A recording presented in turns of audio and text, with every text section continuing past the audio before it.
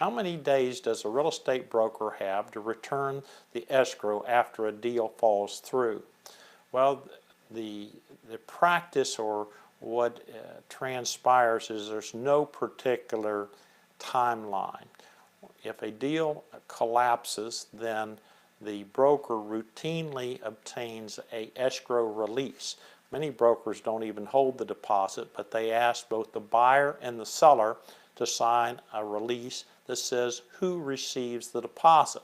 So if a deal falls through because of financing and you're within the time period for the buyer to get financing, and they give notice that they did not obtain financing and they want their deposit back, they routinely make a demand upon whoever is holding the escrow to return it. The real estate brokers would then prepare a form that authorizes the escrow money to be released to the borrower, and ask that the seller sign it, and the buyer sign it, and the realtor sign it, all releasing any rights they have in the deposit. So until that is done, well, the escrow does not get released. So if you have a seller that won't sign it, well, it creates a problem.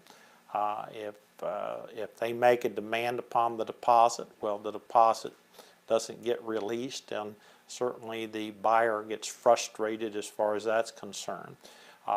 My suggestion is if you believe that a seller is not releasing your deposit after you have a good reason to cancel the contract, I advise the folks to file an action in small claims court if the deposit is less than $5,000, and ask the court to award them their money back under the terms of the contract. So there's no set time period.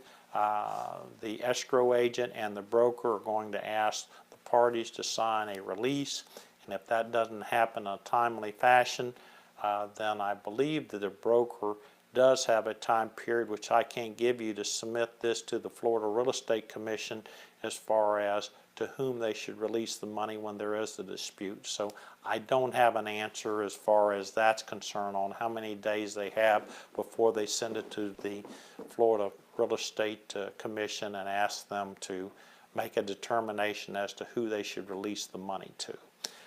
So if you have any questions, you can give me a call at 727-847-2288.